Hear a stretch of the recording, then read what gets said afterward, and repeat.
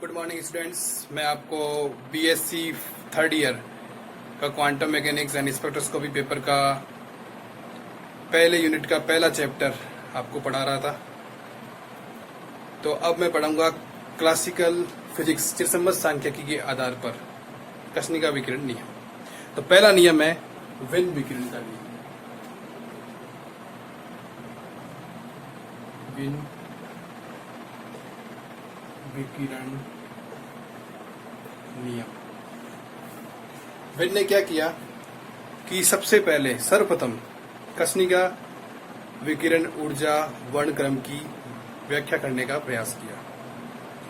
उसने ये बताया कि कृष्णिका में जो इलेक्ट्रोमैग्नेटिक वेव्स जो रेडिएशंस होती है उसमें अगर लैम्डा और लैम्डा प्लस डी लैम्डा एक तरंग दैर्ध्य का परास लेवें तो उसमें उस तरंग दैर्ध्य परास में कृष्णिका में स्पेक्ट्रम की उत्सर्जन क्षमता को एक फार्मूले से डिफाइन किया। तो हमने तरंग दैर्ध्य परास लिया लैम्डा व लैम्डा प्लस डी लैम्डा। तो इस तरंग दैर्ध्य परास में कृष्णिका में स्पेक्ट्रम की उत्सर्जन क्षमता को लिखेंगे ई लैम्डा डी लैम्डा ए अपॉन लैम्डा की घात 5 एफ लैम्डा टी एक फंक्शन है D lambda. F lambda T एक फलन है जो कि केवल लैम्डा टी पर निर्भर है। विन ने कृष्णिका विकिरण ऊर्जा वक्र और मैक्सवेल ऊर्जा वक्र की तुलना करके फलन एफ लैम्डा टी का मान ज्ञात किया। तो एफ लैम्डा टी का जो मान है वो आया e की घात minus a upon lambda T. ये मान हम यहाँ रख देंगे तो हमारा फार्मूला हो जाएगा e lambda d lambda equal to a lambda की घात माइनस 5 ऐसे लिख सकते हैं e की घात minus a upon lambda t d lambda. ये जो विन विकिरण का नियम है चिरसम्मत सांख्यिकी के आधार पर यह लघु तरंग दैर्ध्य के लिए सही साबित हुआ। ये कृष्णिका विकिरण ऊर्जा वर्णक्रम के आधे भाग को समझाने में सफल साबित हुआ। लघु तरंग दैर्ध्य के लिए सही साबित हुआ। कैसे? जैसे अगर लैम्डा के मान को हम 0 रखेंगे तो e की घात माइनस ए अपॉन 0 आएगा, e की घात माइनस इन्फिनिटी आएगा जो कि 0 आ जाएगा। तो हमारे पास में ई लैम्डा स्पेक्ट्रम की उत्सर्जन क्षमता ई लैम्डा डी लैम्डा 0 आ जाएगी जो कि सही होता है। ग्राफ भी इसी प्रकार से होता है लैम्डा और ये ई लैम्डा और ये ग्राफ इसी प्रकार से होता है, ये 0 होता है। शॉर्ट वेवलेंथ पर ई लैम्डा 0 होता है, स्पेक्ट्रम की उत्सर्जन क्षमता 0 होता है। तो लघु तरंग दैर्ध्य के लिए सही साबित हुआ, दीर्घ तरंग दैर्ध्य के लिए ये गलत साबित हुआ। अब इस फार्मूले से हम एक फार्मूला और निकाल सकते हैं जो कि हमारे कृष्णिका विकिरण वर्णक्रम की विशेषताओं में एक फार्मूला आता है ई लैम्डा एम समानुपाती टी की घात 5। वो हम इससे निकाल सकते हैं। कैसे निकाल सकते हैं कि अगर लैम्डा का मान लैम्डा एम मैक्सिमम है हमारे पास में और इस स्थिति में ई लैम्डा का मान हो जाएगा ई लैम्डा एम, स्पेक्ट्रम की का मान ई लैम्डा एम हो जाएगा और हमारे पास में विन ला है लैम्डा टी बराबर बी। तो ये मान हम इसमें रखेंगे, इस लैम्डा की जगह लैम्डा एम रखेंगे तो ये एक पूरा कांस्टेंट हो जाएगा, ये पूरा कांस्टेंट हो जाएगा, ये भी कांस्टेंट है और ये डी लैम्डा से डी लैम्डा कट जाएगा। तो हमारे पास में ई लैम्डा एम, इस ई लैम्डा को लिख देंगे e lambda m, d lambda cut जाएगा, ये कांस्टेंट ये कांस्टेंट, तो ये बराबर या समानुपाती आ जाएगा लगभग लैम्डा की घात माइनस 5 के। और हम जानते हैं इस रूल से कि T बराबर B अपॉन लैम्डा, तो 1 अपॉन लैम्डा को हम T लिख सकते हैं। तो ई लैम्डा एम क्या आ जाएगा T की घात 5। यही रूल आया था उस विशेषता में। ठीक है, अब हम पढ़ेंगे रेले जीन्स विकिरण नियम। रेले जीन्स ने 1900 में ये बताया कि कृष्णिका में जो इलेक्ट्रोमैग्नेटिक रेडिएशन होता है वो इलेक्ट्रोमैग्नेटिक रेडिएशन में ये मुख्य बात है कि वो जो इलेक्ट्रोमैग्नेटिक वेव्स हैं वो अप्रगामी होती हैं, स्टेशनरी वेव्स होती हैं। अप्रगामी वेव्स मतलब इस तरह से।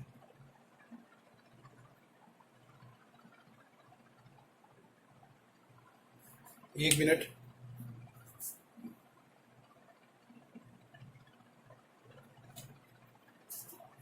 अप्रगामी वेव्स मतलब इस तरह से।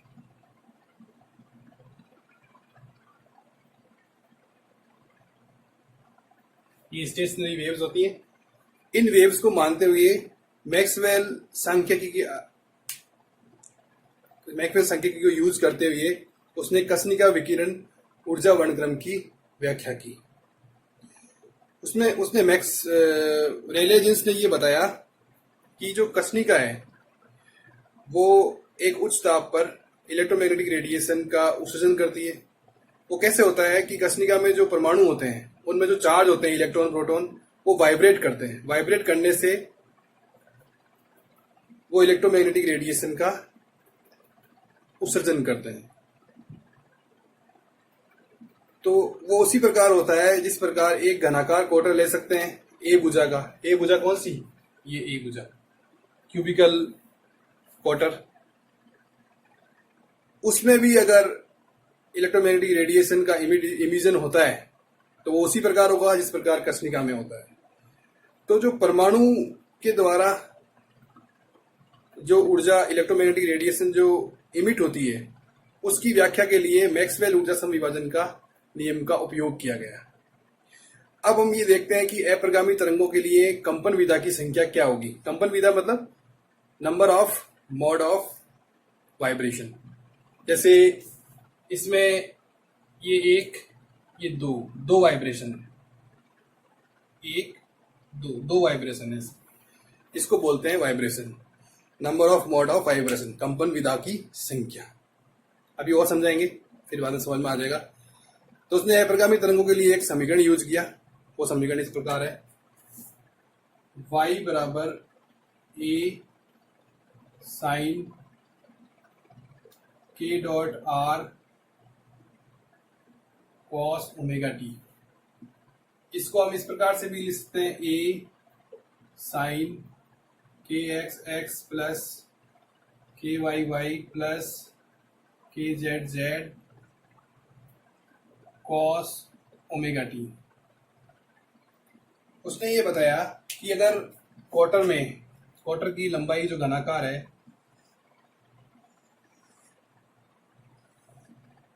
क्वार्टर की लंबाई जो घनाकार है उसकी लंबाई एक भुजा ए है।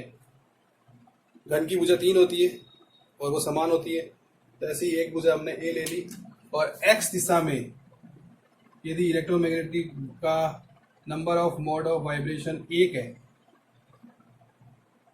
इसका मतलब ये हुआ कि पहले तो ये देखो वेवलेंथ क्या होती है। वेवलेंथ होती है इस प्रकार से, अगर ये वेव पूरी हो रही हो तो ये होती है लैम्डा। अब ये आधी है तो इसको अर्ध तरंग दैर्घ्य बोलते हैं। तो अर्ध तरंग दैर्घ्य तो लैम्डा बराबर, नहीं एक मिनट, ये पूरी लंबाई ए है ना, और ये जो वेव बन रही है वो अर्ध तरंग दैर्घ्य बन रही है, एक अर्ध तरंग दैर्घ्य बन रही है। तो ए बराबर लैम्डा अपॉन 2। तो लैम्डा का मान आ जाएगा 2a और हमारे पास में k का मान होता है 2 पाई अपॉन लैम्डा। अब लैम्डा का मान रखेंगे तो आ जाएगा 2 पाई अपॉन 2a।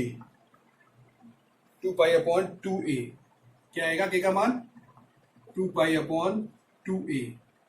तो k का मान आ जाएगा 1 इंटू पाई अपॉन a। ये अर्ध तरंग दैर्घ्य संख्या है nx। x दिशा में ना, इसलिए nx 1 है, तो एक वाइब्रेशन मोड है। इसी प्रकार हम दूसरी वेव लेते हैं। कोई इलेक्ट्रोमैग्नेटिक वेव वो वाइब्रेट करती है 2 बार, ठीक है, 1 2। तो यहां a बराबर क्या हो जाएगा? लैम्डा। पूरी तरंग दैर्घ्य बन रही है, पूरी वेवलेंथ बन रही है, a बराबर लैम्डा हो जाएगा। तो k बराबर हो जाएगा 2 पाई अपॉन लैम्डा। इसकी जगह लिख देंगे ए। तो यहां nx हो जाएगा 2। दो वाइब्रेशन है, number of mode of vibration 2 है, तो यहाँ 2 nx का मान 2 हो जाएगा, क्योंकि ये x दिशा में है इसलिए nx बोल रहे हैं। इसी प्रकार यदि अपने 3 वाइब्रेशन लेते हैं इस प्रकार से 1 2 3,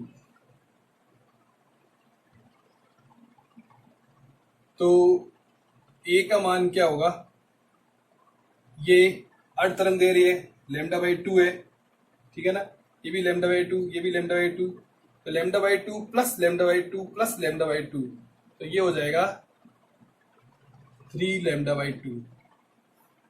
तो हमें लैम्डा का मान चाहिए, तो ये हो जाएगा 2a/3। तो k का मान हो जाएगा 2π/2a/3। तो यहाँ k का मान आ जाएगा 3π/a।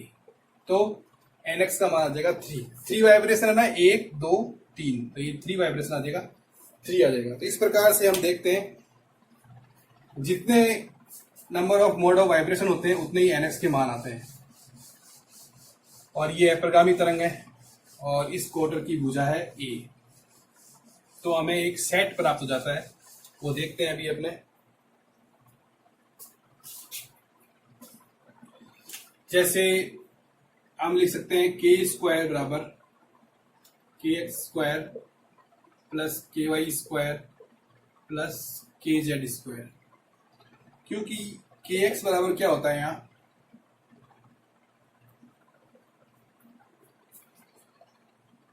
k बराबर होता है 2π/λ, और हमारा मान आ रहा था nπ/a, ये आ रहा था ना।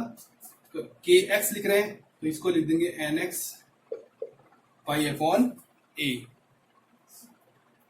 इसी प्रकार ky लिख देंगे ny/a। इसी प्रकार kz लिख देंगे nz/a। ये मान इसमें रख देंगे और वो 2π/λ का मान भी रखेंगे। तो 4π² equal to nx² plus ny² plus nz², π/a बाहर आ जाएगा, इसका स्क्वायर आ जाएगा, π²/a²। π² से π² कैंसिल। और हम जानते हैं c बराबर होता है न्यू लैम्डा, वेग बराबर आवर्ती गुना तरंग दैर्घ्य। तो लैम्डा का मान आ जाएगा c/न्यू, ये मान इसमें रख देंगे 4c² ऊपर न्यू स्क्वायर आ जाएगा और बराबर में आ जाएगा nx² plus ny² plus nz² 1/a²। ये हमारे पास में फार्मूला आ जाएगा। इसको थोड़ा सा और परिवर्तित करना है, फिर हमारे पास में एक गोले की समीकरण आएगी।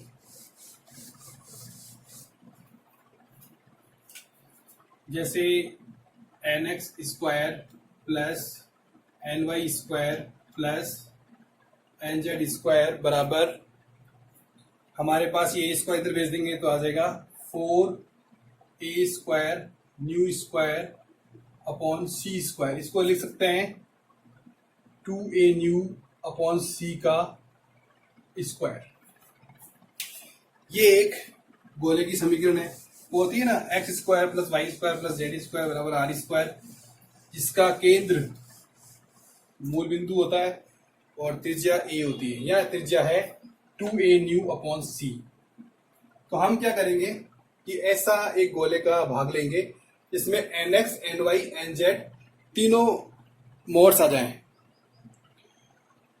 तो गोले का अगर हम, जैसे एक वर्ताकार भाग होता है उसका एक फोर्थ भाग होता है, उसमें x और y आ जाते हैं, और गोले का अगर 8वां भाग लें, हम थोड़ा इमेजिन करो एक फुटबॉल, उसके 4 टुकड़े करो तो एक 8वां भाग आएगा ना, उसका 8वां भाग, जैसे एक गोला लेंगे उसको यू काटेंगे और इस तरह से काटेंगे, तो एक 8वां भाग आएगा, 8वां भाग आएगा, उसमें nx, ny, nz इस प्रकार का भाग आएगा, nx ny nz तीनों मोड आ जाएंगे।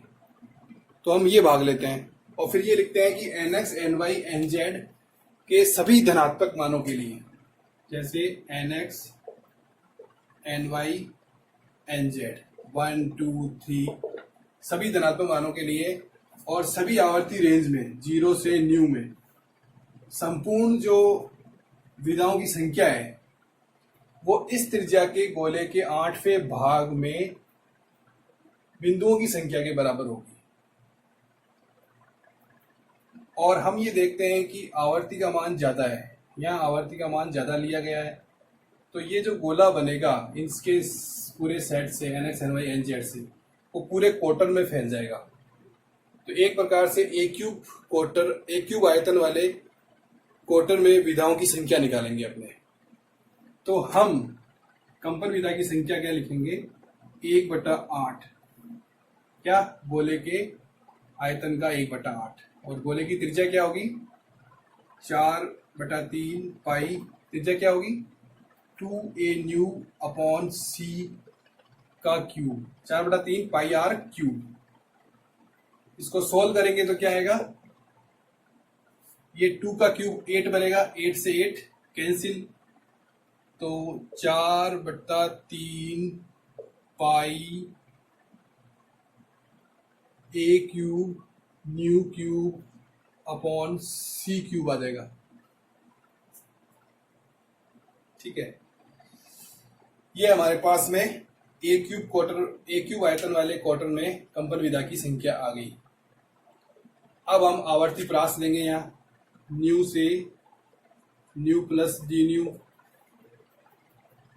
आवर्ती प्रास में क्वार्टर के एकांक आयतन में कंपन विधा की संख्या निकालेंगे। एकांक आयतन में निकालेंगे इसका मतलब क्वार्टर के आयतन का भाग लगाएंगे, और डी न्यू प्रास में ले रहे हैं तो न्यू क्यूब का अवकलन कर देंगे, 4/3 पाई ए क्यूब का भाग लगाएंगे सी क्यूब, क्योंकि एकांक आयतन में ले रहे हैं ना, और न्यू क्यूब का अवकलन कर देंगे न्यू के सापेक्ष डी न्यू। 3 से 3 कट जाएगा, ए क्यूब से ए क्यूब कट जाएगा, तो हमारे पास में कंपन विधा की संख्या आ जाएगी आवर्ती प्रास में 4 pi nu square d nu c cube. ठीक है, अब चूंकि कृष्णिका में जो इलेक्ट्रोमैग्नेटिक रेडिएशन है, विद्युत चुंबकीय तरंगें हैं, उनमें ध्रुवण अवस्था 2 होती है, क्योंकि उनमें जो माध्यम के जो कण होते हैं वो केवल 2 दिशाओं में कंपन करते हैं, एक तो इलेक्ट्रिक फील्ड की दिशा में और एक मैग्नेटिक फील्ड की दिशा में। तो 2 ध्रुवण अवस्थाएं होती हैं, इसलिए जो कंपन विधा की संख्या होगी एन न्यू डी न्यू वो हो जाएगी 8 pi nu square d nu upon c cube, ये आ जाएगी।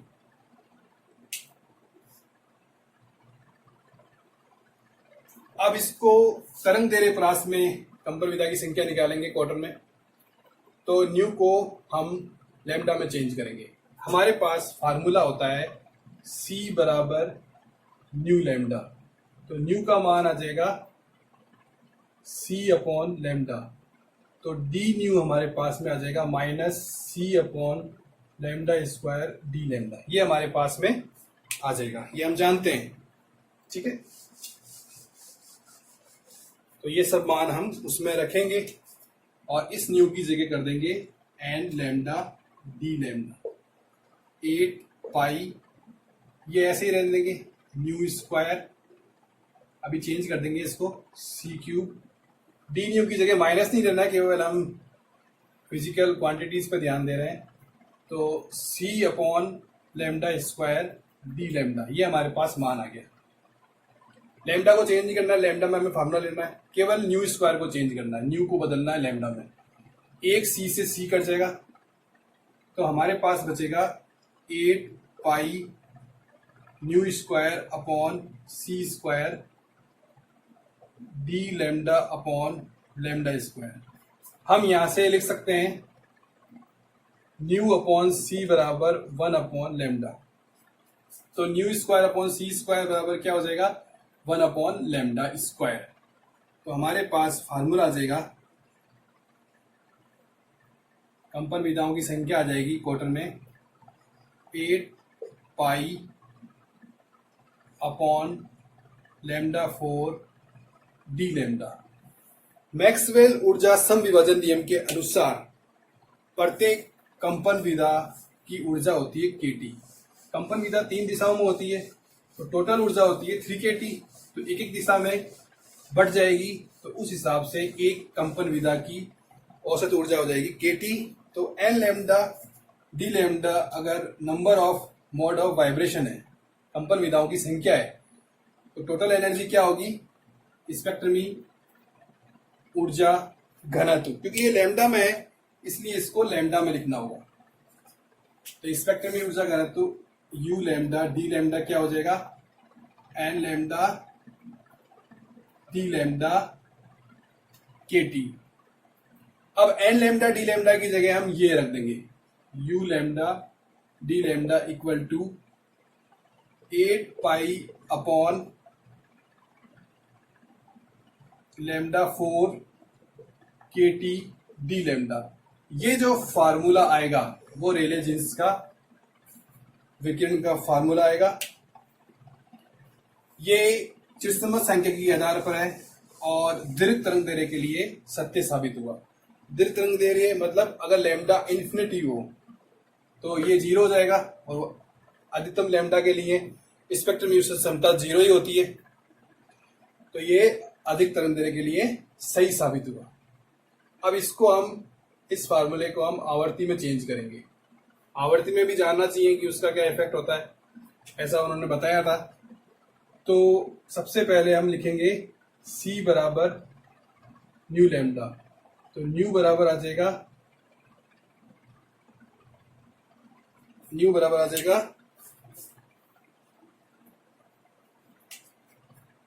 C upon lambda. तो डी न्यू आ जाएगा C upon lambda square d lambda. ठीक है, ये मान इसकी जगह रख देंगे। न्यू में चेंज कर रहे हैं तो न्यू लिख देंगे 8 पाई के टी, डी लैम्डा की जगह लिख देंगे C upon lambda square d lambda, और नीचे आ जाएगा लैम्डा की घात 4। नहीं, लैम्डा की घात 4 नहीं आएगी, हम ना न्यू में चेंज कर रहे थे। एक मिनट, थोड़ा सा गलत हो गया, वापिस देखते हैं।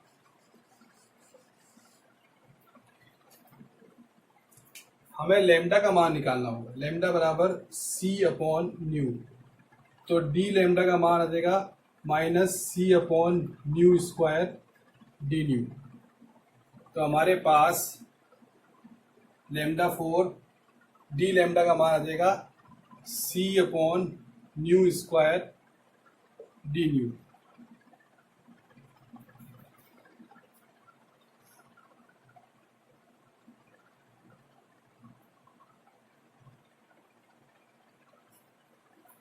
और लैम्डा 4 जो हमारे पास लिखा हुआ है उसकी जगह लिख देंगे हम C4 upon new 4।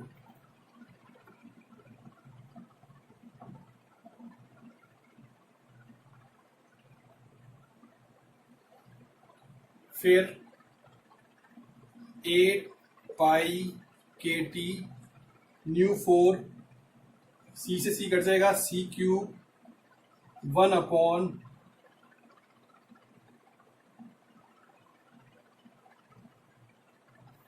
New square d new. तो हमारे पास में फार्मूला क्या आ जाएगा आवर्ती के रूप में, u nu d nu equal to 8 pi nu square k t upon C cube d nu. हम ये देखते हैं जब वेवलेंथ का मान बहुत अधिक होता है तो हमारा रेले जीन्स का नियम सही साबित होता है। मतलब कि अगर इधर यू न्यू स्पेक्ट्रम में ऊर्जा घनत्व को प्रदर्शित करें, और इधर लैम्डा, और ये हमारा कृष्णिका विकिरण ऊर्जा वितरण वर्णक्रम है। तो अधिक तरंग दैर्ध्य के लिए ये रेले जीन्स का नियम सही साबित होता है। लैम्डा अनंत करेंगे तो ये पूरा 0 हो जाएगा। इसी प्रकार यदि यू न्यू का ग्राफ न्यू के साथ बनाया जाए,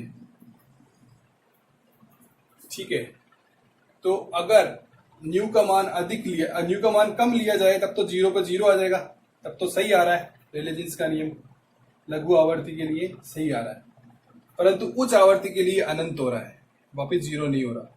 जैसे उच्च आवर्ती के लिए हम अगर पराबैंगनी क्षेत्र में न्यू का मान अगर अनंत रखें तो ये अनंत मान अधिकतम मान आता है ऊर्जा स्पेक्ट्रम में ऊर्जा घनत्व का मान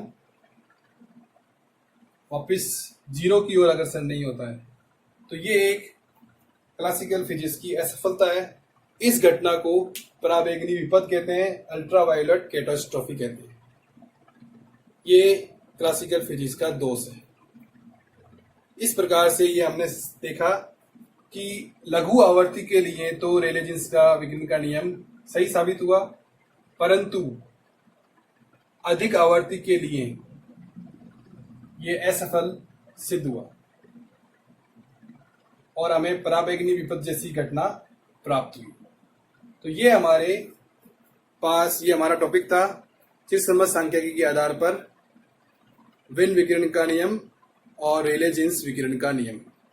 अगर आपको ये सब समझ में आया हो तो आप इस वीडियो को जरूर सब्सक्राइब कीजिए। आप सब्सक्राइब नहीं करते हो, सब्सक्राइब करो, आपको वीडियो मिलते रहेंगे। मैं और अच्छे वीडियो बनाऊंगा, और लाइक भी कीजिए।